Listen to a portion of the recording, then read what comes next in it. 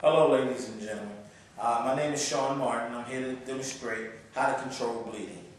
We're going to control bleeding using 5 easy steps using the acronym D.E.P.P.T, D-E.P.P.T, standing for direct pressure, elevation, pressure bandage, pressure point, and last resort, a tourniquet. Using these 5 easy steps, you will be able to control all minor and major bleeding. I've been working in public safety for 18 years. My first 6 years was as a paramedic for New York City Fire Department. My last 12 has been with the City of Atlanta Department of Corrections as a correction officer.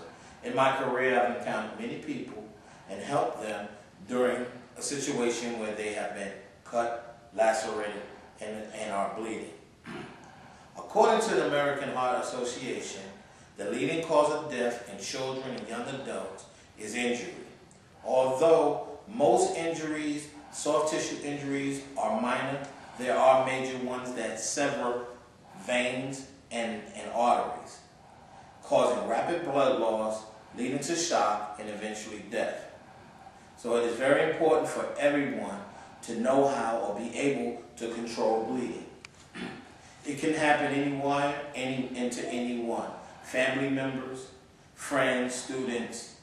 It can happen at home, school, at work. These 5 steps will allow you in an emergency situation to remember how to control bleeding. Right now, we'll demonstrate how to control that bleeding. Before you start to control any bleeding, you must don gloves, universal precautions which prevent the transmission of blood-borne pathogens such as HIV, AIDS, hepatitis C, and hepatitis B. Once you have donned your gloves, you will take this, for instance, this young lady here. She has a cut to the back of her hand. The first thing we will do, using the D in our acronym D.E.P.P.T, we will apply direct pressure, placing this gauze directly on the wound and holding it firmly. This right here should stop the bleeding. If it doesn't and the bleeding is still uncontrolled, next step we will do is we will elevate it, the E, elevate. Elevating the wound above the heart gravity helps slow down the blood flow to the site.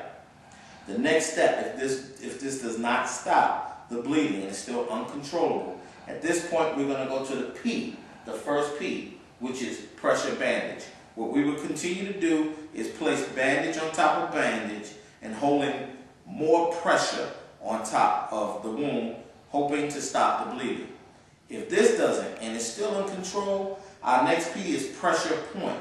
We're going to go to the nearest pressure point. In this situation will be her brachial artery. We will press firmly on her brachial artery to occlude the blood flow to the bleeding site. If it's still uncontrolled at this point, we'll do our last resort, which would be a tourniquet, which is a constricting band around the wrist, occluding all blood flow to the area. This is a last resort because once you put this band on, the person is going to have the limb surgically removed. Thank you, man. See, with these 5 methods, you can stop any bleeding. Most bleeding will be able to be stopped with direct pressure and elevation. The other bleeding, heavy bleeding, can be stopped with direct pressure, elevation, and pressure bandage. Pressure point and tourniquet are hardly ever used. Thank you.